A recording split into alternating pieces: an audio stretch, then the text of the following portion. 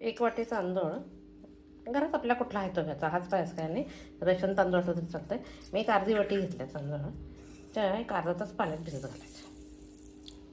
चांगला भिजू देईल, मग बघूया कसं करायचं. तोपर्यंत मी बाकीची तयारी करते. अर्धा तास भिजला की आपल्याला मिक्सरला बारीक करायला चांगलं येते. तांदळाची रबडी खीर करण्यासाठी अर्धी वाटी तांदूळ मी एक अर्धा तासापूर्वी पाण्यात भिजत घातलेले आहेत.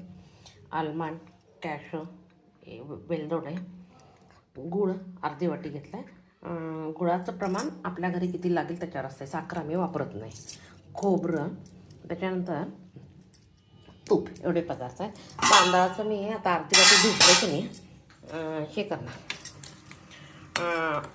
जरा मिक्सरला जाडसर रवा करून घेणार. थोडंसं पाणी घेणार, पहिल्यांदा पाण्यात शिजवणार आणि मग तवा ह्याच्यात शिजवणार आहे मी. तोपर्यंत दूध लागणार, दुधात शिजवून परत दूध बारीक करून ठेवते. आता काय करते, पहिल्यांदा त्याच्यात गुळात थोडंसं पाणी घालते, म्हणजे गुळ साधारण मऊ हो, एवढं दुसरं काही नाही. आता हे तांदूळ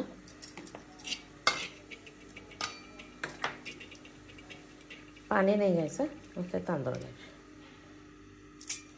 साधारण एक राऊंड फिरवायचा फक्त, फार काय मोठं नाही करायला लागत.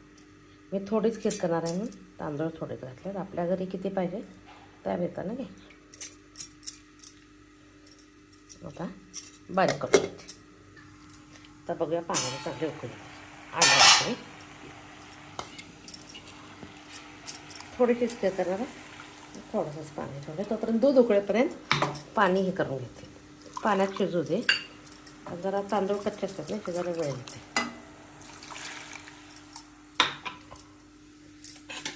दूध उकळल्यानंतर दूध घालून शिजवायचे, तोपर्यंत राहू द्या.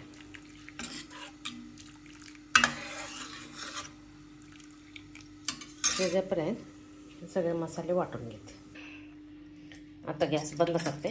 थोडं दूध गरम झालं, दूध घालते. शिजायला चांगलं शिजतं, वेळ मिळते.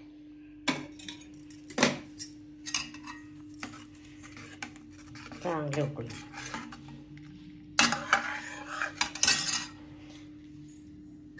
आता ह्याच्यात पहिल्यांदा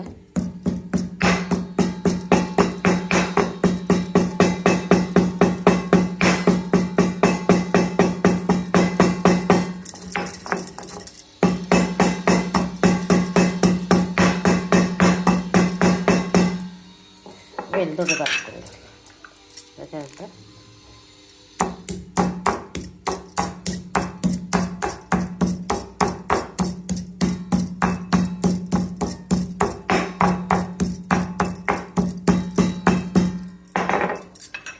कॅशो,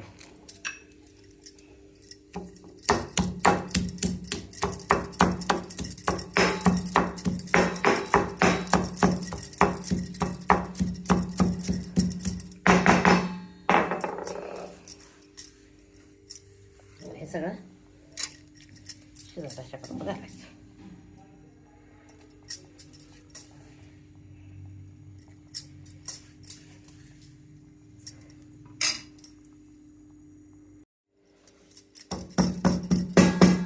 हे सगळे ड्रायफ्रूट्स जे मी घातलेत की नाही, हे ऑप्शनल. आपल्याला इंटरेस्ट असला तर घालायचं, इंटरेस्ट असला तर नाही घातलं तरी चालतं.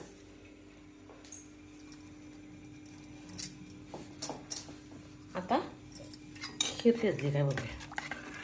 5-7 मिनटं झाल्यात. हां, बारीक शिजली. म्हणून एकदा जरा मिक्सरला बारीक केली की नाही आराम होते. आता काय करायचं, हे गुळाचं पाणी आहे की नाही, मी गुळ फक्त लवकर विरघळावा म्हणून पाणी घातलं, दुसरं काही नाही. आता अजून थोडासा गुळ विरघळून दे.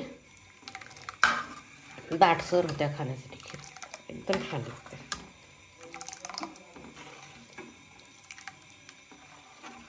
चांगली एक 10 मिनटं शिजू दे. अशी जाडसर खीर खाण्यासाठी तयार होते. आता काय करायचं, त्याच्यात थोडंसं तूप सोडायचं.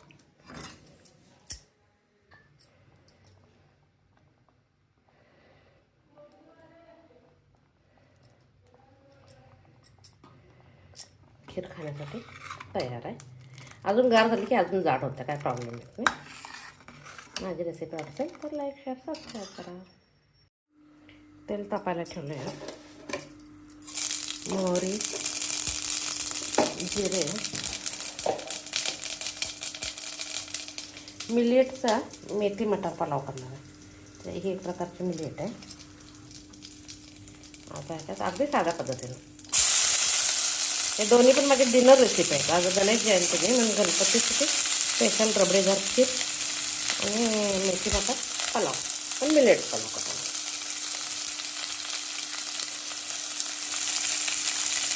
थोडंसं कॅरेट होतं, कॅरेट पण घातलं.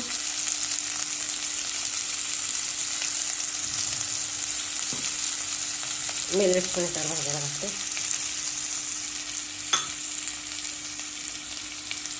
आता मेथी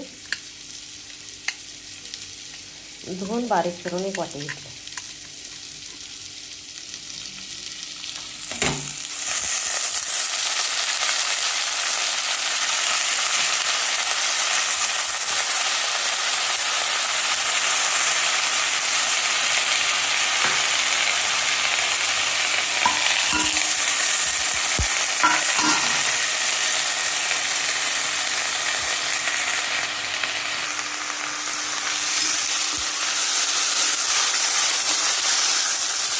मेथी मटार पुलाव म्हणून थोडंसं मेथीने मटार जास्त घातलं आणि मिलेट जास्त खायचं होत नाही म्हणजे थोडाच करायला लागला. इकडे खीर खाण्यासाठी तयार मस्त झालं, रबडीदार खीर.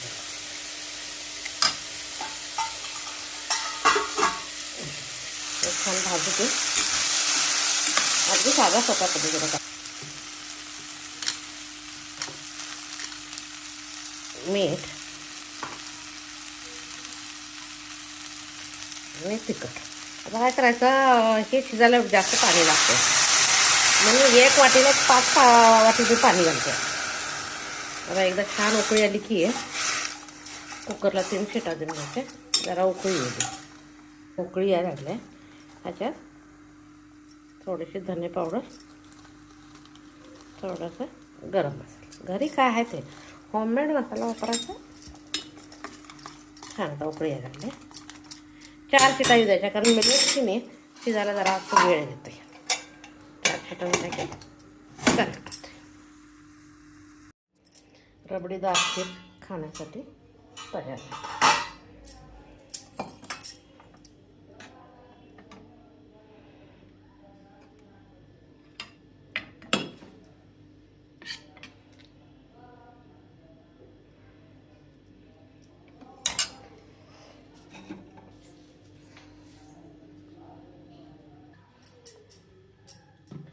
असं साधारण हे राहायला पाहिजे. आपण खीर खायला काय रबडी खायला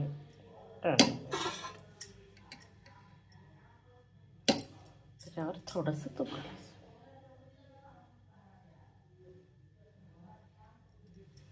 पुष्कळ झालं. माझी रेसिपी आवडेल तर लाईक, शेअर, सबस्क्राईब करा.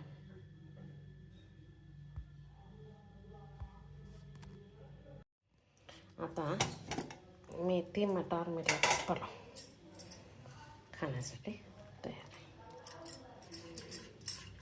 मिलेट्स खायचं म्हणजे हेल्दी फूड आहे. ह्याला तुम्हाला पाहिजे असेल तर हे करू शकताय, मसाला भाजी करू शकताय किंवा तूप घालून तसं गरम गरम खाल्लं तरी चालते, कारण सगळं घातलेलं असते. टेस्ट छान लागते.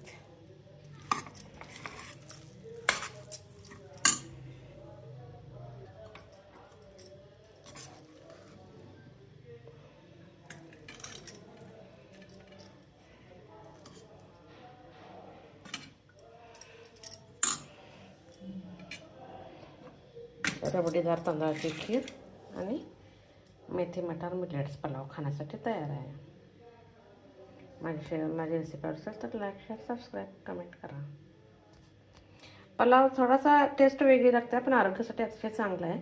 एक 4-5 शिट्या दिल्या की मऊ होते, काय प्रॉब्लेम आहे.